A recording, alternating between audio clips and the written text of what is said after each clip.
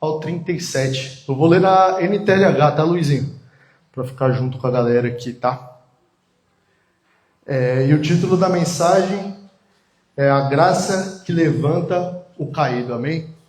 Estamos com o nosso tema do mês, Desmontados pela Graça, amém? Então vamos para a mensagem. A parábola do bom samaritano. Lucas 10, 25. Um mestre da lei se levantou e, querendo encontrar alguma prova contra Jesus, perguntou: Mestre, o que devo fazer para conseguir a vida eterna? Jesus respondeu: O que é que as Escrituras Sagradas dizem a respeito disso? E como é que você entende o que elas dizem? O homem respondeu: Ame o Senhor, seu Deus, com todo o coração, com toda a alma, com todas as forças e com toda a mente. E ame o seu próximo como você ama a você mesmo. Jesus respondeu: A sua resposta está certa, disse Jesus. Faça isso e você viverá. Porém, o mestre da lei, querendo se desculpar, perguntou: Mas quem é o meu próximo? Jesus respondeu assim: Um homem estava descendo de Jerusalém para Jericó. No caminho, alguns ladrões os assaltaram, tiraram a sua roupa, bateram nele e deixaram quase morto.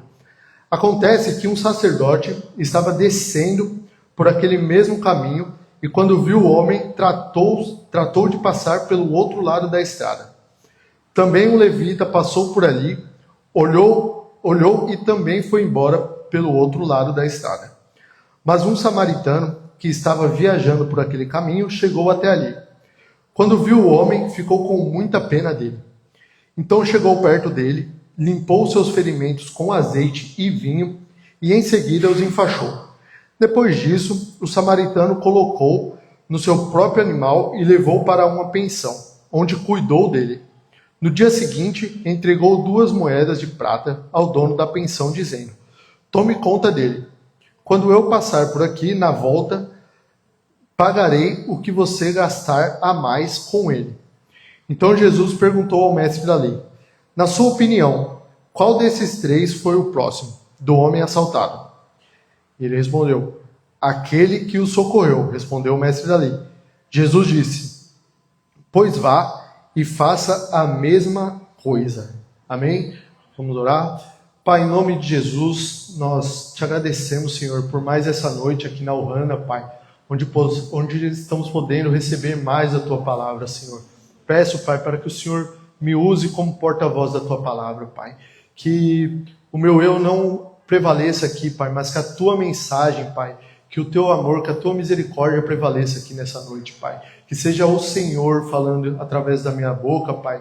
Que seja o Senhor, Pai, trazendo essa palavra nessa noite, Senhor. Eu entrego, Pai, a vida de cada um aqui nas suas mãos, Pai. Entrego a família de cada um, cada povo da Ohana, Senhor.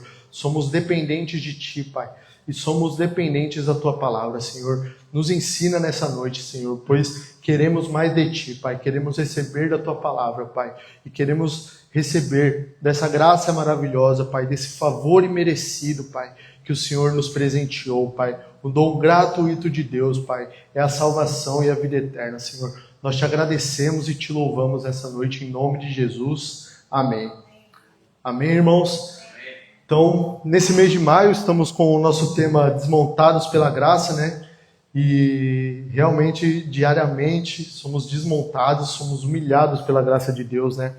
E quando o pastor trouxe o nome do tema pra gente, né? Geralmente eu e a Rafa somos os primeiros a saber, porque a gente tem que produzir todos os materiais de banner, todas as coisas. Então, ele sempre fala pra gente. Ele às vezes até faz até um quiz com a gente. Ele manda vários versículos ali e pede pra gente descobrir. Às vezes a gente acerta de primeira, mas a maioria das vezes a gente erra. Mas ele sempre faz isso com a gente. Quando ele falou com a gente que ia ser humilhados pela graça. Eu falo, meu Deus, vai ser forte o negócio aqui, não vai ter que vir de capacete toda vez, porque vai ser pedrada. E aí eu e a Rafa já ficamos, meu Deus, vai ser muito bom isso, né? E aí chega dia 1º de maio, a gente já toma a primeira, já é surpreendido pela graça de Deus, né? E é maravilhoso como Deus faz as coisas na nossa vida, né? Como Deus age com graça através da nossa vida, né? No momento que a gente nem espera, né? E principalmente aqui na palavra de Deus, né? Que a gente consegue ver a graça todo momento a gente vê a graça, né? E como já vimos aqui, né, nas outras pregações dos pastores, né? A graça de Deus sobre a vida do publicano, que orou de todo o coração, não quis se amostrar, não quis mostrar os seus feitos, como fez o fariseu, né? E domingo também vimos sobre Ana, né? Que realmente é a graça, né? Que Deus concedeu cura para ela, concedeu filhos a ela, mesmo sendo uma mulher estéril, né? E quantos de nós, né? Já fomos surpreendidos assim por Deus, por uma bondade que nós não merecíamos, por achar que nós estávamos perdidos, mas Deus nos encontra, Deus nos dá aquele presente que a gente merece, não só material, né, mas aquilo que a gente precisa para o nosso coração, uma cura, enfim. E quantas vezes a gente já não foi ajudado também por pessoas que a gente nem imagina, né? E hoje, né, infelizmente a gente vive uma cultura do mérito, né, do mérito próprio, do esforço próprio, aquele famoso eu me viro, eu não preciso de ninguém, se eu cair eu levanto sozinho, né? Falo isso também por conta de eu ser um pouco assim também, né? Eu não sou um cara que tenho muitos amigos da infância, da adolescência, por conta de eu ter sempre querer fazer tudo sozinho, né? E Deus vem quebrando isso, glória a Deus. E isso é um orgulho humano, né? É natural nosso, é da nossa carne, né? Mas a graça de Deus, ela acontece de uma forma contrária. Ela vem justamente quando reconhecemos que nós não somos suficientes, que nós não conseguimos com o nosso esforço próprio, não conseguimos com a força do nosso braço. E quando a gente tenta com a nossa força, com o nosso, do nosso intelecto, do aquilo que a gente acha certo, a gente acaba frustrando a graça de Deus, né? E aí a graça de Deus não prevalece porque a gente frustra ela. A gente não deixa que Deus trabalhe, a gente quer trabalhar no lugar de Deus, né? E nessa passagem, nós podemos ver que o mestre da lei, ele queria colocar Jesus à prova, perguntando o que deveria ser feito para ele conseguir a vida eterna, né? Para ele conseguir a salvação. E o mesmo texto mostra que ele sabia, ele tinha um conhecimento do que deveria ser feito, né? E mesmo assim ele continuou tentando Jesus, né? Então Jesus conta essa parábola para ele do bom samaritano, que é onde esse homem descia de Jerusalém para Jericó e sofreu um assalto, né? Foi espancado, foi deixado sem as vestes. Eu sei como é que é isso aí. Acontece. Só um momento. Posso passar a mão na...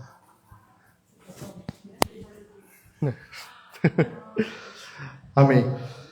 E vimos, né, que ele foi espancado, ele foi humilhado, ele foi deixado ali à beira da estrada. E nos versículos 31 e 32, fala que passou por ele um sacerdote e um levita, né? E os dois viram aquele homem caído, porém atravessaram por outro lado da estrada e foram embora, né? E quem são esses dois, né? Quem é o levita e quem é o sacerdote? Eles eram os homens mais religiosos da época, né? Eles eram conhecedores da lei, assim como esse mestre que está aqui perguntando a Jesus o que ele deveria fazer, né? E eles não tiveram a compaixão e a misericórdia daquele homem jogado na beira da estrada, né? Mas por quê? Se eles tinham tanto conhecimento, tinham um posicionamento religioso, né? Mas eles não colocavam em prática, né? E isso é um orgulho do posicionamento religioso que acabou criando uma distância para o que deveria ser feito, né? Na época eles priorizavam as regras religiosas, né? Eles queriam ser os melhores, queriam ser os bambambãs, queriam ser os conhecedores. E a gente vê na Bíblia, a gente vê até no The Chosen, a gente consegue ter essa visão de quanto eles julgavam os outros, né? Principalmente esses que não seguiam esse posicionamento religioso, né? E eles priorizavam essas regras, mas não praticavam a ajuda ao próximo. Então eles não enxergavam Jesus como Salvador e eles não enxergavam a graça de Deus. Para eles era sempre fazer para receber, né? E quantas vezes a gente já não agiu como um sacerdote, como um levita, né? Estamos aqui na Ohana, a gente busca o conhecimento de Deus, a gente está aí fazendo um curso com o pastor tem bastante curso para a gente fazer, a gente recebe da palavra dele, e às vezes passa batido, né? Às vezes a gente não consegue ajudar um amigo, não consegue ajudar um irmão que está ao lado, né? Que às vezes nem precisa de muita coisa, só precisa de uma palavra, de uma oração, né? E é isso que a religião e as regras causam na nossa vida, né? Acabamos passando pelo lado e indo embora. Mas a graça de Deus quer que tenhamos a mente transformada, que nós venhamos transbordar a graça dele sobre a vida sobre a nossa vida para a vida de outras pessoas. Justamente fazendo isso, ajudando o irmão, orando por um irmão, levando uma cesta básica, ou qualquer que seja ajuda. Deus quer te usar como instrumento para isso também. Amém? E no texto fala que um samaritano ajudou aquele homem caído na estrada, né? E o que o samaritano representava na época, né? Ele era um homem desprezado pelos judeus. Ele era considerado impuro, sem valor religioso, sem status, e ninguém esperava nada dele, né? É um homem impuro, né? E é assim que a graça de Deus age, né? Ela vem onde menos esperamos. Então Deus vai agir independente dos seus méritos próprios, dos seus status, e a graça surpreende e acolhe os humilhados, pois somos humilhados pela graça, somos desmontados, né? Então Ele sempre vai estar nos surpreendendo, né? Somos caídos, né? Nossa descendência de Adão nos deu isso, né? Nós já nascemos com pecado, mesmo não pecando. A Ana tem 9 meses, ela não pecou ainda. Mas ela é uma pecadora por ser uma descendente de Adão, né? E quais são as atitudes do samaritano ali que a gente consegue observar, né? Nós conseguimos ver como Deus usou da vida dele de misericórdia e graça pela vida daquele homem que estava caindo, né? Nós vimos no texto que ele se aproximou daquele homem, né? Então a graça, isso nos mostra que a graça não tem medo da nossa condição. Não importa como você esteja. Ela não exige que você esteja limpo antes de ter cuidado. Ela quer que você esteja do jeito que você está, caído, derrubado. A graça quer te levantar. E vimos também que ele teve compaixão daquele homem. Então, nos mostra que a graça é movida pelo amor, não por méritos. Nosso Deus, ele não se aproxima de você porque você é bom, porque você é o melhor estudante, que você é o que melhor prega a palavra dele, é o melhor que prega a palavra dele, é o melhor que transmite. Não, ele te busca porque ele ama você, amém? E ele tratou as feridas. Isso nos mostra que a graça cuida de tudo aquilo que está machucado. Ela nunca vai ignorar a sua dor. Independente da dor que você esteja sentindo, independente da turbulência que você está passando, ela nunca vai ignorar a sua dor. Ela sempre vai tratar a sua dor. Não importa a dor que você está sentindo, pode ser a dor de uma perda, uma dor de uma depressão, uma dor, enfim. Independente da dor, Deus vai curar essa dor. E ele usou dos seus próprios recursos. Então a restauração daquele homem custou algo para o samaritano, né? Mas a nossa restauração, a nossa salvação, custou tudo para Jesus. Custou tudo para Jesus. Ele entregou a sua vida por nós. Então ele usou do recurso que ele tinha, Deus usou do recurso que ele tinha para salvar a nossa vida, para nos trazer essa salvação, né? E ele garantiu um cuidado contínuo. Nós vimos aqui que ele continuou cuidando dele. Ele foi viajar, mas mesmo quando voltasse, ele ia passar lá para ver como ele estava. E isso nos mostra que a graça nunca vai nos abandonar no meio do caminho. Ela vai sempre até o final. É graça sobre graça, sempre até o final. E aí eu quero ler com vocês 2 Coríntios 12, 2. Coríntios.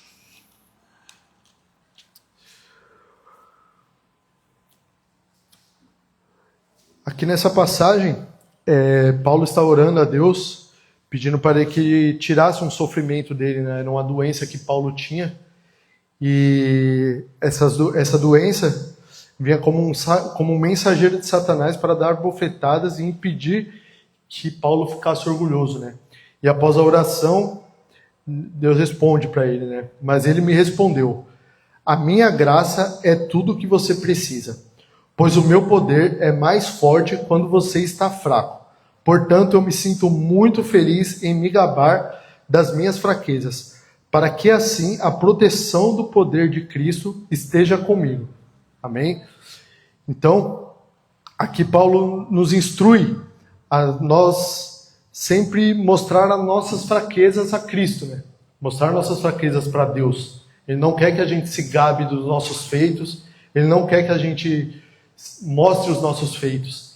Ele quer que a gente esteja mostrando a nossa fraqueza, mostrando o que a gente tem de sofrimento, o que a gente tem que está nos afligindo, está nos preocupando, para entregar nas mãos dele, para que ele faça a obra da nossa vida, para que Deus traga essa restauração na nossa vida. Amém? E estudando essa palavra, Deus acaba mostrando, né, novamente o testemunho sobre o meu casamento, né? Eu acho que alguns já escutaram aqui. E quando eu conheci Jesus de fato, eu e a Rafa estavam com um casamento totalmente falido, né? Eu ainda vivia nos meus vícios, né? Eu vivia mais no mundo do que na igreja, apesar de já estar congregando, apesar de já ter me batizado, eu ainda continuava com os meus vícios do mundo, né? Continuava com as minhas bebedeiras, de vez em quando até a Rafa chegava da igreja e eu estava embriagado em casa, estava bêbado em casa, e isso era bem ruim para o nosso casamento, né? Mas mesmo assim, mesmo eu com meus vícios, mesmo eu estando caído ali, com o casamento quase destruído, Jesus foi se aproximando, né? E nisso foi criando um relacionamento com Cristo. Nosso casamento foi começando a ser baseado no que Cristo tem para o casamento, né? E Deus foi dando graça para o nosso casamento, né? E Ele teve compaixão da gente, porque a gente podia ter finalizado ali, podia ter encerrado, cada um seguir a sua vida, e porque estávamos nesse ponto já, mas não, a gente continuou. Aí começamos a fazer alguns cursos com o pastor, fizemos acho que uns 5, 6 cursos de casamento transformado com o pastor. E nisso Deus foi curando as nossas feridas, foi quebrando tudo aquilo que estava querendo destruir nosso casamento. Deus foi quebrando cada maldição daquela. E hoje eu posso dizer que onde de fato a gente viu a graça do Senhor mesmo, uma graça de Deus na nossa vida, quando a gente finalmente casou, né? A gente, na época, acho que a gente devia ter uns 9 anos de namoro, e aí eu acho que depois de uns 10 anos a gente foi casar, isso? É isso, depois de um ano mais ou menos dessa missão toda, a gente decidiu casar, né? E aí foi ali onde a gente viu a graça de Deus mesmo, porque a gente não tinha condição nenhuma de bancar um casamento que a gente teve. Foi um casamento maravilhoso, assim. Casamento com uma estrutura maravilhosa, uma pousada maravilhosa. A gente estava com todos os nossos familiares, os pastores estavam com a gente. E mesmo eu estando no mundo ainda, porque eu ainda continuava com as coisas do mundo no meu casamento, Deus foi gracioso com a gente e nos deu um casamento maravilhoso, onde através do nosso casamento foi restaurado outros casamentos. Então Deus moveu muito ali no nosso casamento, né? E aí foi aonde a gente entendeu que a graça do Senhor ela nos alcança todo momento. E eu lembro até que a gente tinha um caderninho de oração. A Rafa sempre escreveu muito, sempre gostou de escrever, e ela sempre escreveu tudo, ela literalmente escreveu tudo no nosso casamento, tudo. E a gente orava por eles, né? E Deus concedeu muito mais do que aquilo que a gente tinha escrevido. Deus deu muito mais, né? Então, e até hoje Ele continua nos sustentando, nos guardando e sendo o centro do nosso casamento, porque, como a gente viu aqui, a graça de Deus ela nunca abandona a gente. Então ela vai até o final, ela vai até a eternidade, pode ter certeza disso. Amém? E aqui a gente enxerga Jesus como nosso bom samaritano, né? E esse homem na estrada caído aqui, que está caído, derrubado, humilhado, ele nos representa, né? Ele representa a nós. E Jesus é o nosso bom samaritano, né? Jesus, ele veio de onde ninguém imaginava, onde ninguém esperava. Jesus veio de uma mulher virgem. Uma mulher virgem geralmente não tem filhos, mas Deus usou a vida de Maria para gerar Jesus, né? E assim ele nasceu ali numa manjedoura, cresceu numa cidade pequena, irrelevante, e morreu e se entregou na cruz por nós, né? E é ele quem desceu até nós quando nós estávamos caídos, tratou as nossas feridas com seu próprio sangue, pagou o preço pela nossa salvação e prometeu, ó, que é a melhor graça de Deus aqui, ó, ele prometeu voltar para nos levar até a eternidade. Amém? E aí eu quero ler com vocês Isaías 53, 5.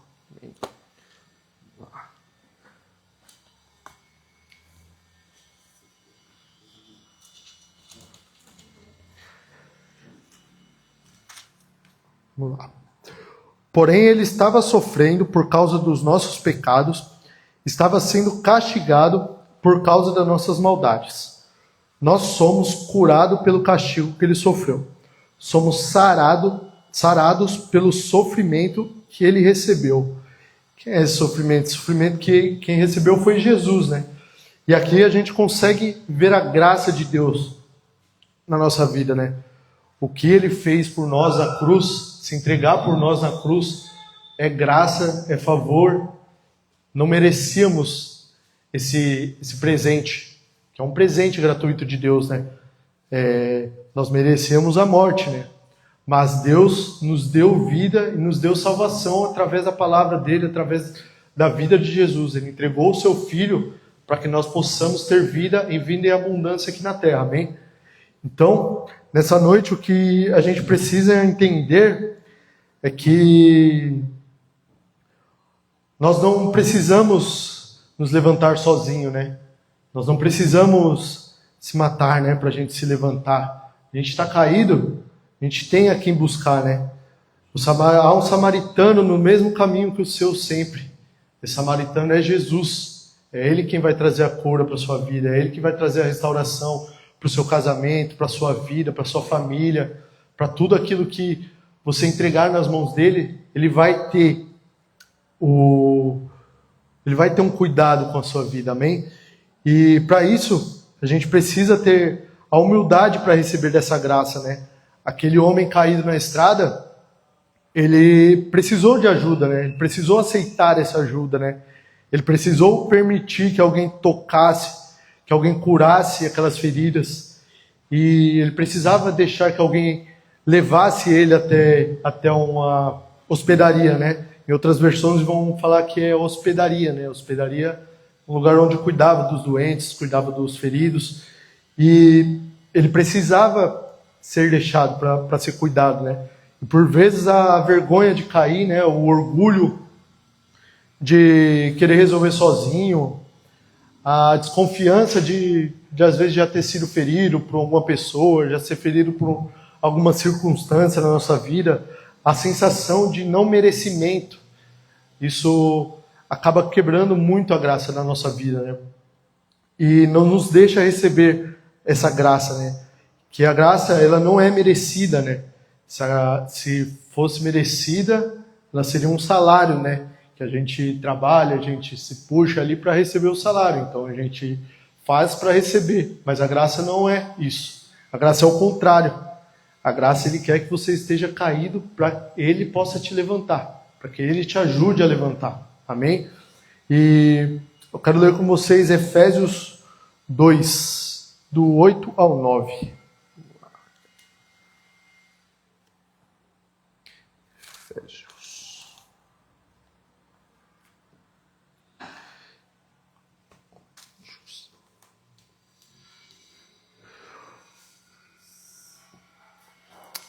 Efésios 2, do 8 ao 9.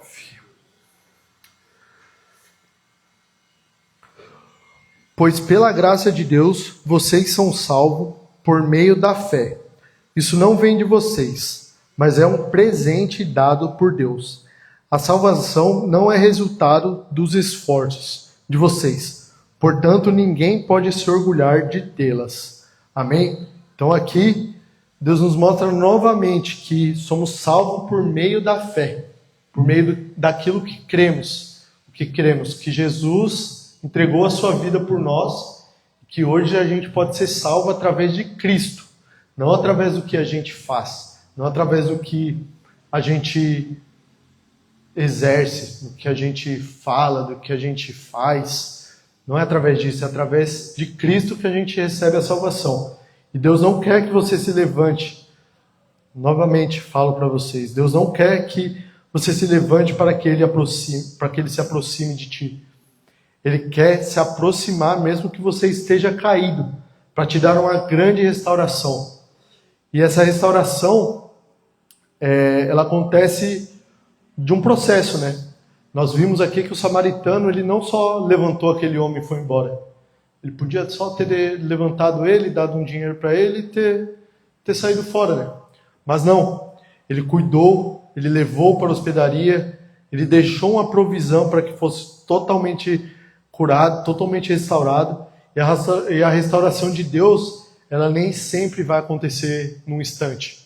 Às vezes tem cura que acontece num instante, que em uma oração aqui na igreja, no momento de oração acontece uma cura, mas a restauração que vai levar bastante tempo. Essa do nosso casamento levou bastante tempo. Mas em toda a restauração, Deus estará presente e sempre estará comprometido com o propósito. Então, se hoje, caso você chegou aqui caído, carregando uma dor que ninguém vê, talvez uma ferida que não curou, ou talvez até tenha caído em um pecado que te envergonha, Deus não quer que você fique fingindo que está tudo bem. Deus não quer que você fale, não, eu vou resolver. Pode deixar que eu resolvo. Deixa Deus de fora disso. Deus não quer isso. Deus quer chegar até você. Ele não te pede para que te levante. Ele quer chegar até você. Ele quer que você se permita deixar ele chegar. Como? Através do relacionamento com Cristo. Cristo, ele vai falar na palavra dele sempre. Qualquer pergunta que você tiver a Deus, ele vai te responder através da palavra. Amém? E hoje está voltando a pregar aqui também é um grande testemunho, né? Para vocês, que é uma demonstração da graça de Deus, né? A última vez que eu preguei, a Ana ainda estava no forninho, estava na barriga ainda, estava quase para nascer, eu acho. Não, ainda faltava bastante tempo. Então vai lá, eu acho que já vai fazer quase um ano que eu preguei a última vez aqui. E depois que ela nasceu, o nome dela é Ana, né? Por conta da graça, né? Ana significa graça e ela representa o que Deus o que Deus fez na nossa vida, que foi a graça de Deus através da nossa vida ali que restaurou todo o nosso casamento. E um dia Deus usou a vida do pastor Guto para nos dar essa profecia e ele falou que o nome ia ser Ana ou Samuel. Porém a gente não gostava muito do nome Samuel. Aí Deus falou, tá, vou mandar Ana para vocês. Mas a gente não pediu isso para Deus, não. Deus sabe que a gente tem que... Deus nos levantou para ser pai e mãe de duas gurias, de duas meninas. Então, e a última vez que eu preguei, ela estava ali na barriga, né? Mas após o nascimento dela, nós tivemos muitos imprevistos e acontecimentos, né? Porque justamente no dia que a gente estava... Foi uma bênção o dia que ela nasceu super bem. Passamos dias bons lá na maternidade, tudo certo, graças a Deus. Só que no dia que a gente estava para sair, minha cunhada estava aqui e minha cunhada estava cuidando da minha outra filha, Lorena, né? E elas estavam indo buscar a gente no dia que a gente saiu e infelizmente um carro bateu nela. Ela bateu de frente num poste e acabou com o carro. Mas até nisso a gente viu a graça de Deus, porque Deus guardou a vida dela, guardou a vida da Lorena, né? Hoje a gente vê a Lorena aqui em cima cantando, louvando a Deus, porque Deus guardou a vida dela. Minha cunhada tá lá na Dinamarca, tá grávida, vai gerar um filho também, que é uma promessa de Deus também na vida dela e na vida do André, que é o marido dela, né? E depois disso, né, acabou que bagunçou toda a nossa vida, né? Porque a gente tinha acabado de comprar o carro, nosso carro totalmente financiado, e o cara que bateu não tinha seguro, eu também não tinha seguro, e a gente ficou perdido, né? Ficou perdido, a gente quis resolver no nosso braço, a gente buscou muitas alternativas sem consultar a Deus, a gente foi atrás de tudo, mas não paramos para consultar Deus. E que isso acabou nos trazendo, né? Acabou nos trazendo uma depressão, acabou trazendo problemas financeiros, nós ficamos totalmente perdidos. E tudo isso porque nós não tínhamos força para orar, não tínhamos força para buscar, a gente não tinha força para dobrar nossos joelhos e entregar na mão de Deus ali, porque foi tudo uma coisa em cima da outra.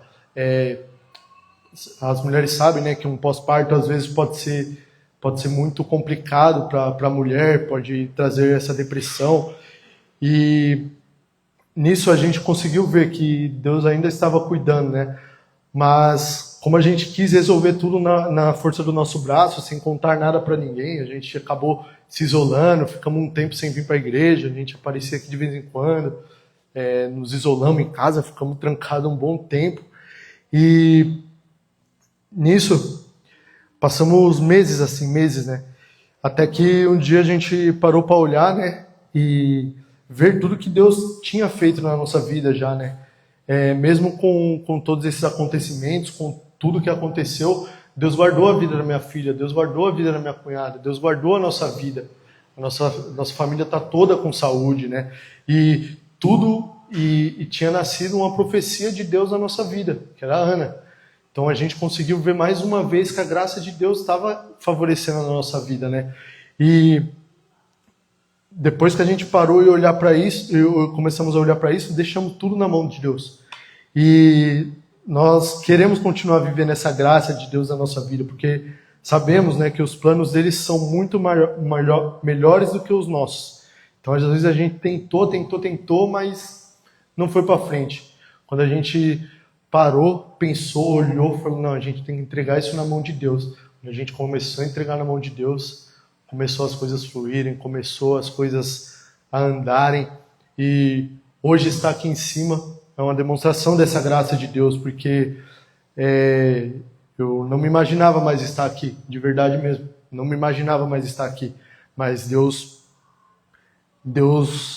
nos usa com a graça dele, ele transborda da graça dele através da nossa vida. E isso sempre nos leva a refletir, né? Que nunca devemos esquecer de onde Deus nos tirou, de onde Deus nos levantou, né? A memória da queda é o que sempre vai nos manter dependente da graça e sensíveis para ajudar um próximo, e sensíveis para ser levantado por Deus, né? Porque quando a gente lembra de tudo que a gente passou, do quão bom Deus é com a nossa vida, quanta graça Ele usa para a nossa vida, a gente lembra e a gente fica sensível, a gente se abre totalmente para Ele nos ajudar a levantar. É Ele que vai nos ajudar. E aí eu quero ler com vocês Romanos 6:23. Vamos lá.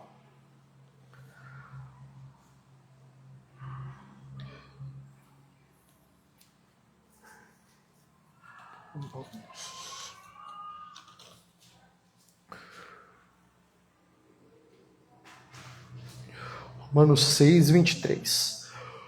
Pois o salário do pecado é a morte, mas o presente gratuito de Deus é a vida eterna, que temos em união com Cristo Jesus, nosso Senhor. Amém? Então aqui fala que o salário do pecado é a morte. Como eu falei, o salário é uma condição, né? Salário a gente precisa fazer para receber. E é isso que acontece com o pecado, né? A gente vai atrás do pecado, a gente peca, a gente erra, a gente vacila, e isso, o pecado vai levando a gente até a morte. A gente vai pecando, quando a gente vê, a gente está à beira da morte, mas mesmo assim, Deus deu um presente gratuito para nós. Graça de Deus, presente gratuito. A gente não merecia, é dom de Deus, que é a vida eterna que temos em união com Cristo Jesus, o nosso Salvador. Amém? E para concluir aqui com vocês, eu quero ler Salmos 40, do 1 ao 2. Amém? Vamos lá.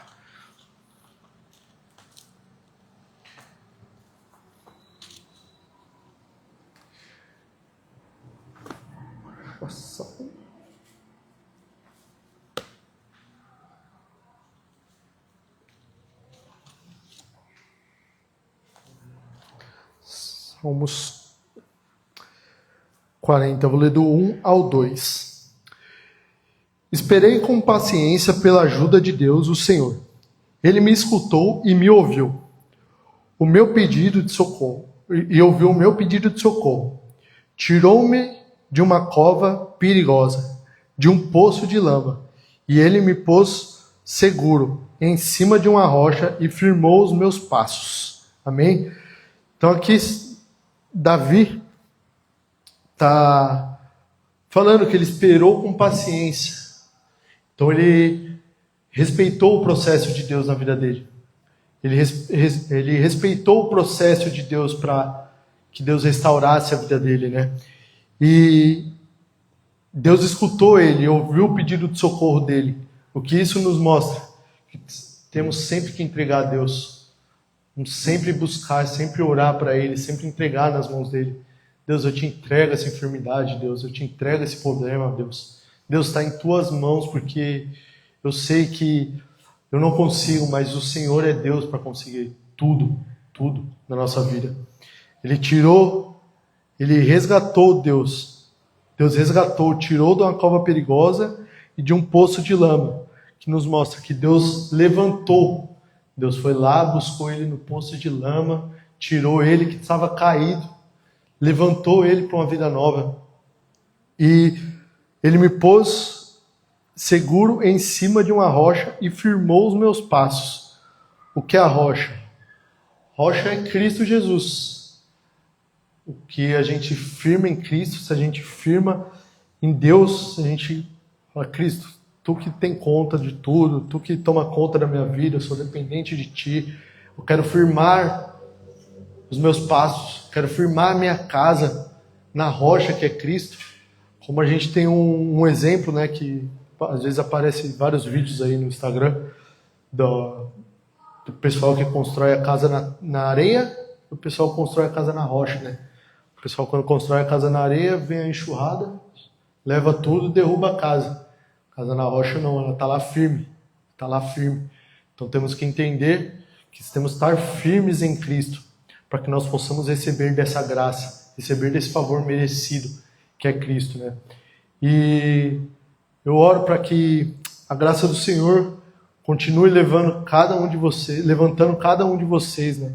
Que nós não venhamos esquecer que Ele sempre será o nosso bom samaritano. Então, sempre que nós estivermos lá caído, que estivermos como esse homem caído, né? Esse homem caído, ele nos representa, porque é a nossa cultura, né? Nós somos caídos, nós dependemos de Cristo, né?